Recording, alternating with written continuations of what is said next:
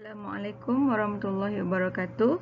So, hari ini kita sambung 10.3 berkenaan dengan mekanisme denyutan jantung. Okey, dalam topik ni kita nak tengok macam mana ataupun bagaimana darah dalam badan kita ni diedar ke seluruh badan. Baik, sebelum cikgu terangkan proses bagaimana jantung mengepam, kita kenal dulu bahagian-bahagian yang terlibat dalam proses ini. Okey. So, yang pertama yang perlu kamu tahu adalah nodus sinoatrium. Ini adalah perentak. Kita kenali juga sebagai nodus SA. Okay, sinoatrium. Okay, di bahagian sini. Kemudian kita ada nodus atrioventricle ataupun dikenali sebagai nodus AV. Okay. Kemudian kita ada 4 bahagian jantung kan? Atrium kanan, atrium kiri, ventricle kanan, ventricle kiri. Okey. Kemudian ada 2 bahagian yang membantu nodus atrioventricle, iaitu berkas His dan juga gentian Purkinje. Ini kedudukan nodus sinoatrium, nodus atrioventricle, berkas His dan gentian Purkinje. Kamu kena kenal pasti dulu bahagian-bahagian ini, baru nanti cikgu terangkan dan kamu lebih faham. Okey, seterusnya kita lihat mekanisme denyutan jantung. Okey, di jantung kita ada otot kardium ya. Ingat di jantung ada otot kardium. So, otot kardium ni dia ada special sikit. Okay, otot kardium bersilang dan bersambungan.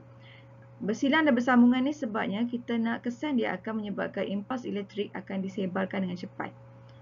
Berbeza dengan otot-otot lain dekat badan kita. Otot di kardium ni, otot kardium di jantung ni, sebenarnya dia tidak perlu menerima isyarat impuls daripada sistem saraf.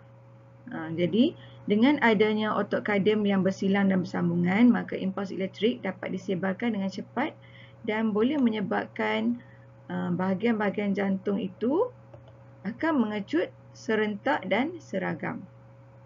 Okey, kita panggil juga otot kardium ni bersifat myogenik. Okey, myogenik ni bersifat jantung kita ni akan mengecut dan mengendur tanpa perlu menerima isyarat impuls daripada sistem saraf. Berbeza dengan otot-otot lain kita pada rangka. Contohnya otot pada lengan kita kan, mengecut dan mengendur sebenarnya dia dapat arahan impuls saraf. Dapat arahan daripada impuls saraf. Okey, jadi untuk otot kardium ni yang kata bersifat myogenik ni tak perlu menerima isyarat impuls daripada sistem saraf. Dia dengan sendirinya dapat mengecut dan mengendur dengan adanya perentak. Okey.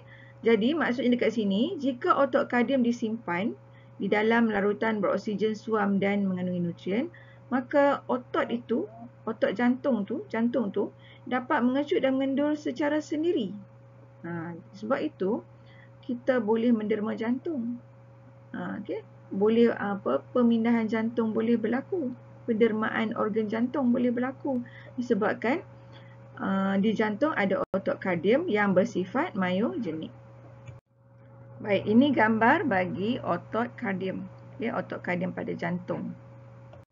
Okay, pengepaman jantung berlaku yang melibatkan pengencutan jantung yang dimulakan dan dikoordinasikan oleh perentak jantung.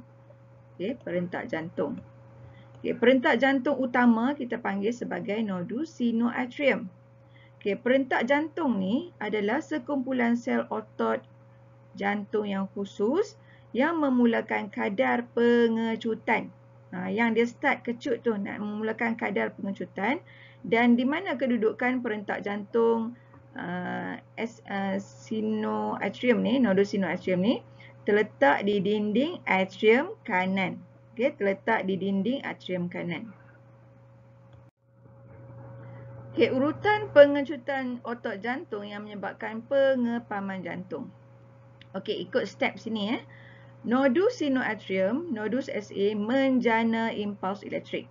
Ni kerja nodus sinoatrium ni, dia akan hasilkan impuls elektrik. So, selepas nodus sinoatrium ni menghasilkan impuls elektrik itu kesan dia akan merebak ke dalam kedua-dua atrium. Okey, maksud ke dalam kedua-dua atrium ni adalah atrium belah kanan dengan atrium belah kiri. Okey, impuls tu akan merebak. Jadi, bila impuls itu merebak ke dua-dua atrium, atrium akan mengecut secara serentak. Bila impuls tu sampai ke atrium, atrium akan mengecut secara serentak. Apa kesan dia? Bila atrium mengecut secara serentak, ini akan membantu darah dipaksa pam masuk ke dalam bahagian ventricle. Okey. So, bila sampai darah dah penuh dekat bahagian ventricle, apa yang berlaku pula? Nodus elektrik ini akan sampai ke impuls elektrik ini akan sampai ke nodus AV, atrioventricle. Tadi kamu kena bayanglah, sekarang darah itu dah penuh. Setelah daripada atrium itu dikecutkan, atrium itu akan mengecut dan menolak darah masuk ke dalam ventricle. Sekarang ni impuls elektrik dekat nodus sinoatrioventricle pula akan merebak, okey, dengan bantuan berkas His dan gentian Purkinje sehingga ke apex jantung. Apex jantung ni bahagian hujung jantung lah. Okey, bila impuls elektrik itu dah sampai ke nodus atrioventricle, jadi sekarang ni dia merebak dan menyebabkan apa yang berlaku selepas itu? Selepas itu ventricle akan mengecut. Okay, bila ventricle mengecut, apa yang berlaku? Darah akan dipam keluar dari jantung sampai ke paru-paru dan juga ke seluruh badan. Okey, kita ulang balik bagaimana urutan pengecutan otot jantung yang menyebabkan pengepaman jantung. Okey, tengok yang pertama. Sekejap. Okey, kita ada nodus sinoatrium ataupun nodus SA. Okey, nodus SA ni apa kerja dia? Kerja dia adalah menjana impuls elektrik. Okey. Okey, setelah nodus SA ni menjana impuls elektrik tengok nombor 2. Impuls elektrik akan merebak dengan cepat ke dalam kedua-dua atrium. Okey.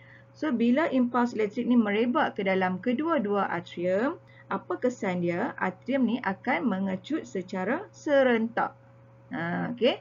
Atrium akan mengecut secara serentak.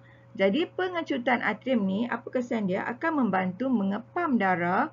So, darah akan dipam terus ke dalam bahagian ventricle. Bila atrium ni mengecut secara serentak, akan pam darah masuk ke dalam bahagian ventricle. Okey, sekarang kita tengok nombor 3. Okey, impuls elektrik ni akan sampai ke nodus AV. Impuls elektrik ni akan sampai ke nodus AV ni. Okey, dengan bantuan berkas His dan juga gentian Purkinje. Okey, impuls elektrik ni akan merebak, okey, melalui berkas His dan gentian Purkinje sampailah ke apex jantung, sampai ke hujung jantung ni. Okey, kita tengok nombor 4. Kesan dia lepas tu apa yang berlaku? Okey, impuls elektrik ni akan merebak di bahagian apex jantung ke seluruh dinding ventricle. Dia merebak ke seluruh dinding ventricle. Kesan dia ventricle ini, kedua-dua ventricle ni akan mengecut secara serentak dan mengepam darah. Dia tolak darah, dia pam darah keluar dari jantung. Nak pergi ke mana? Dia nak pergi ke bahagian paru-paru dan juga ke bahagian seluruh sel-sel badan. Okey? Okey, jadi kamu boleh nampak ini adalah gambaran macam mana proses pengepaman darah yang melibatkan dua jenis perentak itu, iaitu nodus sinoatrium dan juga nodus atrioventricle. Senang saja, kalau faham konsep dia, senang saja. Okay, seterusnya, bagaimana penghasilan bunyi lup-dup jantung? Okay, bila kita letak jari kita ataupun tangan kita dekat jantung, kita akan dengar bunyi lup-dup. Sebenarnya bunyi jantung lup-dup ni ada kisah dia. Loop ni maksudnya apabila injap trikuspid dan injap bikuspid tertutup dekat jantung kita.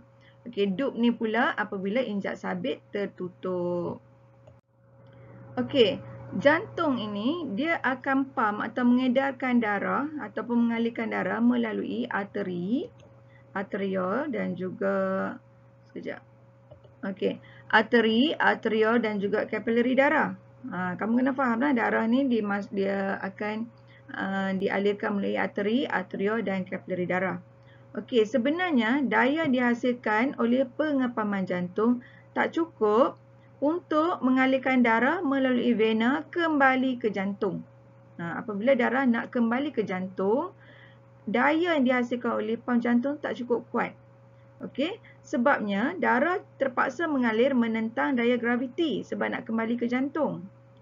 Jadi, ada satu bantuan yang dipanggil jadi kehadiran injap dalam vena. Vena ni ada injap kan? Jadi kehadiran injap dalam vena akan memastikan darah mengalir dalam satu hala ke jantung. Okey, maksudnya di sini pengaliran darah dalam vena ni, pengaliran darah dalam vena dibantu oleh dua. Yang pertama, otot licin yang terdapat pada dinding venul dan vena. Okey. Otot licin yang terdapat pada dinding venul dan vena akan mengecut.